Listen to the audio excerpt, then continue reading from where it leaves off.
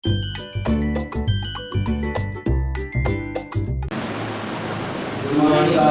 Morning. तो आज क्या पढ़ना है आप लोगों को? Refraction of light. रिफ्रैक्शन पढ़ना है ना। तो देखो, रिफ्रैक्शन पढ़ाने से पहले मैं आप लोगों को दो बातें रिकॉल कर देना चाहता हूँ, याद दिलाना चाहता हूँ। पहला, जब मैं रिफ्लेक्शन पढ़ा रहा था तो उसमें मैंने बताया था लाइट रेज किसी रिजिड सरफेस से टकराने के बाद, स्ट्राइक करने के बाद बैक हो जाती है, यानी कि उनका बाउंसिंग बैक हो जाता है। और इस प्रोसेस को, इस फेनोमेना को, लाइट के इस घटना को हम क्या कहते हैं? हुआ रिफ्लेक्शन कहते हैं। ठीक है ना। अब हमको पढ़ना है refraction.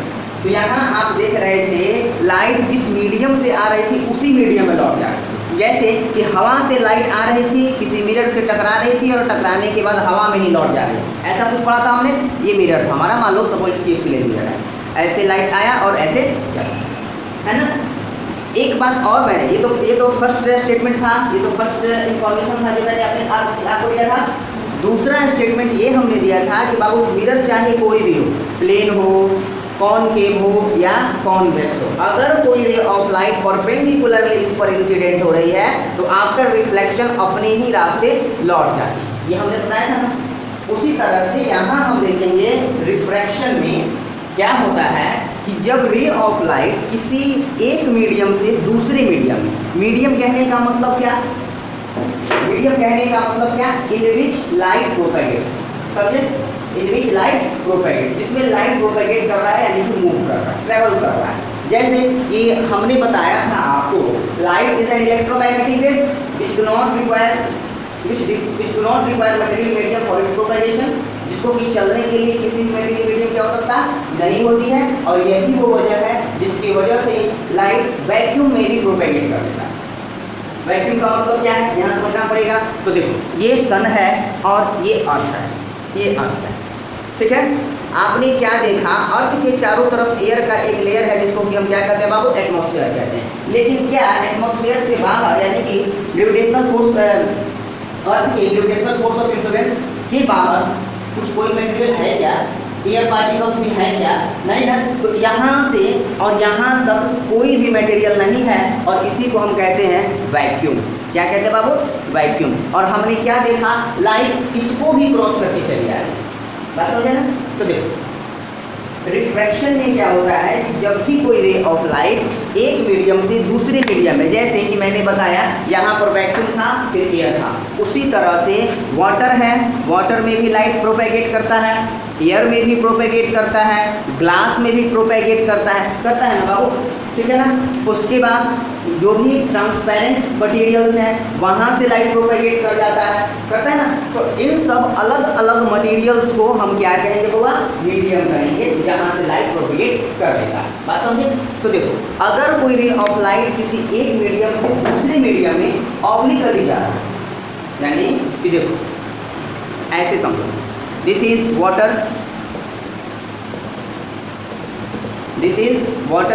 And this is air. समझे? तो एयर और वाटर को सेपरेट करने वाला ये जो सरफेस है, इसको हम बोलते हैं सरफेस इंटरफेस। क्या कहते हैं? Surface interface. समझे बाबू? तो जब कोई रे ऑफ लाइट, यानी कि ये है वाटर, जब कोई रे ऑफ लाइट इस सरफेस इंटरफेस पर, सरफेस इंटरफेस मतलब वो सरफेस जहाँ से टू मीडियम सेपरेट होते हैं, ठीक है। तो यहाँ पर कोई रे ऑफ लाइट अगर ऑब्लिकली फॉल कर रही है, तो जब वो इस मीडियम को छोड़ करके इस मीडियम में जब वो इन करेगी तो उसके पाथ में डेविएशन होगा, वो अपने स्ट्रेट लाइन पाथ से डेविएट हो जाएगी। ठीक है ना, डेविएट हो जाएगी। और इसी प्रोसेस को, इसी फेनोमेना को हम रिफ्रैक्शन बोलते हैं। क्या कहते हैं बाबू? रिफ्रैक्शन। समझे? तो देखो, हम कह सकते हैं when a ray of light passes from one medium to another medium obliquely, then it deviates from its original path, and this phenomena of light is called refraction of light. समझे? तो देखो, ये दो घटनाएं थी, तो एक क्वेश्चन आता है कि यह बेंडिंग किधर होगा, इधर होगा, इधर होगा, कैसे होगा? तो यहाँ देखो, यहाँ पर अगर हम कुछ ऐसा करें, अगर हम कुछ ऐसा एग्जाम्पल लें, यहाँ पर हमने क्या लिया बाबू, एक ग्लास स्लैब ले लिया। क्या लिया? Glass slab. आप लोग बोलते रहिए यार, ऐसा नहीं समझ, मुझे समझ नहीं आ रहा है कि आप लोग समझ आया है, ठीक है ना? इसलिए आप लोग बताते रहिए कि आपको समझ में आया या नहीं, यह सब लोग बोलते रहिए। ग्लास स्लैब, ये क्या है बाबू? Glass slab, okay.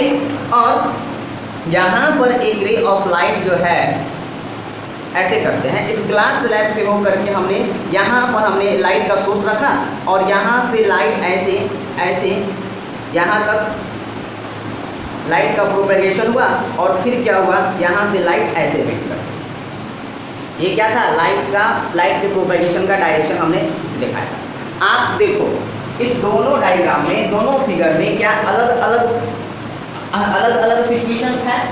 आप देख रहे हो कि यहाँ पर जो लाइट का प्रोपेगेशन हो रहा है, यहाँ पर जो लाइट का बेंडिंग हो रहा है, वो यहाँ देखो, आपको मैंने रिफ्लेक्शन में भी बताया था, पॉइंट ऑफ इंसिडेंस पर हम एक नॉर्मल को ड्रॉ करते हैं, ठीक है ना? तो यहाँ देखो, यहाँ पर हमने एक नॉर्मल ड्रॉ किया, यहाँ पर हमने एक नॉर्मल ड्रॉ किया पॉइंट ऑफ इंसिडेंस पर, और यहाँ पर इस पॉइंट ऑफ इंसिडेंस पर हमने एक नॉर्मल को ड्रॉ किया। आप दोनों फिगर में एक अंतर देखोगे, एक डिफरेंस देखोगे, और वो डिफरेंस ये है कि इस डायग्राम में डायग्राम नंबर 1 और डायग्राम नंबर 2। डायग्राम 1 में आप देख रहे हो कि रे का जो बेंडिंग हुआ है वो किधर हुआ है? नॉर्मल की तरफ, ठीक है। और डायग्राम 2 में आप देख रहे हो कि रे का जो बेंडिंग हुआ है वो नॉर्मल से दूर। तो ऐसा क्यों हुआ? तो देखो, ऐसा इसलिए हुआ क्योंकि डिफरेंट मटेरियल में लाइट कैसे डिफरेंट होता है। अब इसमें कैसे होगा? इस मीडियम को क्या कहेंगे, इस मीडियम को क्या कहेंगे, और इस मीडियम को क्या कहेंगे? तो देखो, ये जो मीडियम है एयर, ये ऑप्टिकली रेयरर मीडियम है, ओके, और ये ऑप्टिकली डेंसर मीडियम। बात समझे? यहाँ पर क्या होगा? ये ऑप्टिकली रेयरर मीडियम और डेंसर मीडियम। ग्लास स्लैब क्या है? ऑप्टिकली डेंसर मीडियम है, और उसके रिस्पेक्ट में जो एयर है वो क्या है? Optically rarer medium. समझे?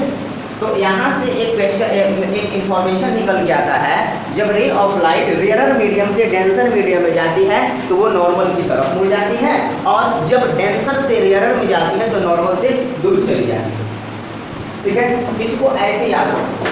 आप याद करो, जब आप छोटे बच्चे हुआ करते थे, 4-5 साल के जब हुआ करते थे, और आप अपने किसी बड़े भाई या किसी रिलेटिव के साथ किसी मार्केट जाते थे या मेला में जाते थे, तो आप क्या देखते थे कि जहाँ पर भीड़ शुरू होती है वहाँ पर आप अपने उस रिलेटिव का हाथ पकड़ लेते, और जैसे भीड़ दूर होता है वैसे आप हाथ छोड़ करके चलते। तो वही बात यहाँ है, भीड़ शुरू तो नॉर्मल की तरफ, भीड़ खत्म नॉर्मल से दूर। देखो, रेयरर मीडियम को और अच्छे से समझते हैं। रेयरर मीडियम में क्या होंगे? इस मीडियम में आप यूज करो, आपने केमिस्ट्री में 9th क्लास के केमिस्ट्री में आपने पढ़ा था स्टेट ऑफ मैटर्स में कि मैटर के 3 स्टेट्स होते हैं, सॉलिड, लिक्विड और गैस, और उनके मॉलिक्यूलर स्ट्रक्चर के बारे में भी आपने पढ़ा।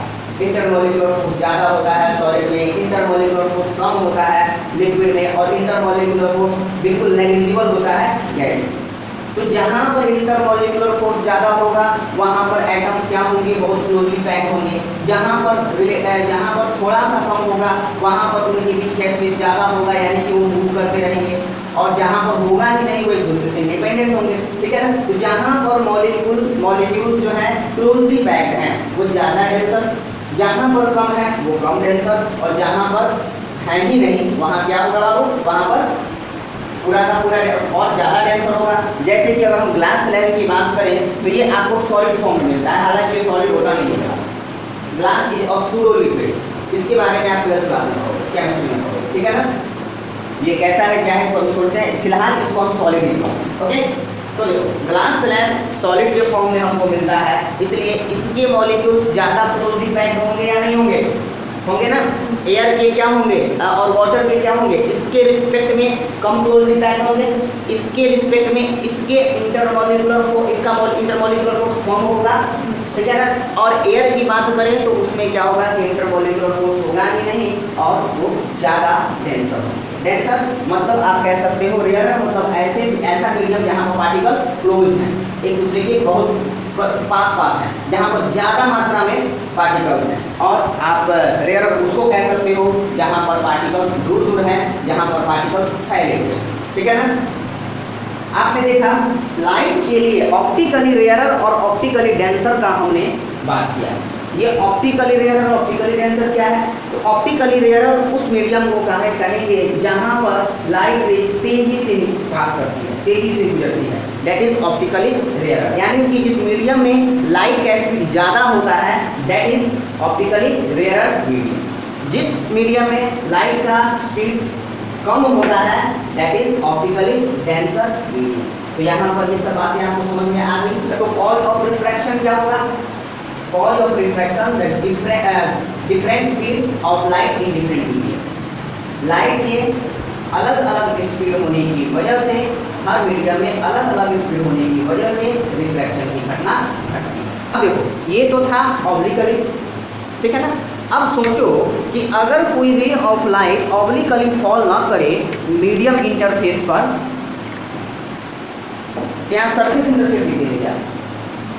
Surface interface, that is medium interface, not surface interface. ये जो हमने यहाँ लिखा था थोड़ा देर पहले, ये this is called medium interface, medium interface, not surface. Okay, medium interface. तो हमने क्या देखा कि जब ray of light obliquely fall कर रही है मीडियम इंटरफेस पर आके इंसिडेंट हो रही है, तो उसका रिफ्रैक्शन कैसे हो रहा है? नॉर्मल की तरफ या नॉर्मल से दूर। जब ये डेंसर था तो नॉर्मल की तरफ, जब रेयर था तो नॉर्मल से दूर। लेकिन सोचो कि अगर कोई ray of light sir medium interface पर नॉर्मली इंसिडेंट हो जाए, तो क्या होगा? ये तो पहला बात मैंने आप सबको बताया, याद करो थोड़ा देर पहले लेक्चर स्टार्ट करने से पहले मैंने बताया था, दो बातें मैं आपको रिकॉर्ड करना था। पहला कि लाइट रिजिड बॉडी से टकराने के बाद वापस मतलब बैक बाउंस हो जाता है, लाइट का इस सरफेस से टकराने के बाद बाउंसिंग बैक होता है, ठीक है। और दूसरा मैंने बताया था जब वो नॉर्मली इंसिडेंट होता है, चाहे वो कोई भी मिरर हो, तीनों में से कोई मिरर हो, तो अपने ही रास्ते लौट जाता है। तो यहाँ पर क्या होगा बाबू? जब रे ऑफ लाइट नॉर्मली इस मीडियम इंटरफेस पर फॉल करेगी ना, तो वो क्या होगा? विदाउट डेविएशन स्ट्रेट लाइन में प्रोपेगेट कर जाएगी, ठीक है। उसके बाद में कोई भी डेविएशन नहीं होगा। बात समझे? तो देखो यहाँ पर ये एयर था, ये वाटर था H2O। यहाँ पर क्या करते हैं, एक हम ग्लास स्लैब ले लेते हैं और लाइट को हम नॉर्मली इंसिडेंट करते हैं, तो क्या होगा? वो ग्लास स्ट्रेट लाइन में प्रोपेगेट कर जाएगी, इसमें कोई भी डेविएशन नहीं होगा। समझे? चलो, तो एक पॉइंट और हम लोग पढ़ लेते हैं, लेटरल डिस्प्लेसमेंट, यानी कि पार्श्व विस्थापन के बारे में। वो क्या होता है समझो। यहाँ पर हमने एक ग्लास स्लैब ले लिया। क्या ले लिया बाबू? ग्लास स्लैब ले लिया। आप लोग समझ में आ रहा है ना? Yes sir, no sir? Yes sir. Very good. देखो ये है आपका क्या? ग्लास स्लैब, ठीक है। यहाँ पर क्या है बालक? एयर। यहाँ पर क्या है बउआ सब? एयर। यहाँ से लाइट ऐसे प्रोपेगेट किया, ग्लास और एयर के मीडियम इंटरफेस पर ऐसे फॉल हुआ, ठीक है। यहाँ से रे का बेंडिंग हुआ किधर? टुवार्ड नॉर्मल, ऐसे, ठीक है। और देखो यहाँ ये ऑप्टिकली रेयरर मीडियम था, ये glass slab optically denser medium था, तो रे का बेंडिंग नॉर्मल की तरफ हुआ, और जब यह ग्लास स्लैब से रे ऑफ लाइट निकला तो क्या ये ऐसे निकलेगा?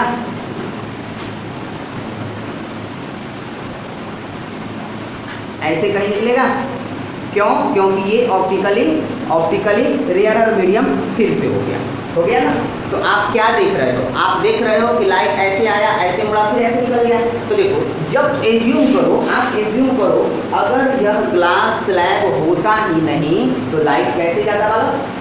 लाइट कैसे जाता? कुछ ऐसे।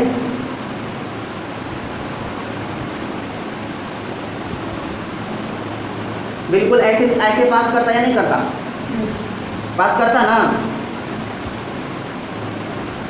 आप देखो ये दोनों लाइन एक दूसरे के पैरेलल है ना, तो ग्लास स्लैब के आ जाने से ग्लास स्लैब के आ जाने से जो पाथ में डेविएशन हुआ, जो पाथ में डिस्प्लेसमेंट हुआ, इसी डिस्प्लेसमेंट को हम बाबू क्या कहते हैं बेटा? Lateral displacement. लैटरल डिस्प्लेसमेंट और हिंदी में कहते हैं पार्श्व विस्थापन। ठीक है, आई होप आप लोगों को ये सब बातें समझ में आ गई होंगी। क्लियर है सबको? ओके, तो आज के क्लास में बस इतना ही रहने देते हैं और फिर अगले क्लास में हम लोग पढ़ेंगे कुछ ऐसी घटनाएं जो हम अपनी डेली लाइफ में देखते हैं और उसका वजह रिफ्रैक्शन है। ठीक है, तो आगे जहाँ तक मैंने पढ़ा दिया आप लोगों को, उसके आगे आप लोगों को स्टडी कर दिया। ठीक है, और कल की क्लास में उन घटनाओं को स्टडी करने के बाद हम जो है आगे पढ़ेंगे लॉज ऑफ रिफ्रैक्शन। जिस तरह से हमने लॉ ऑफ रिफ्लेक्शन पढ़ा था, उसी तरह से हम लॉज ऑफ रिफ्रैक्शन भी पढ़ेंगे। ओके, तो आज की क्लास में बस इतना। वेलकम।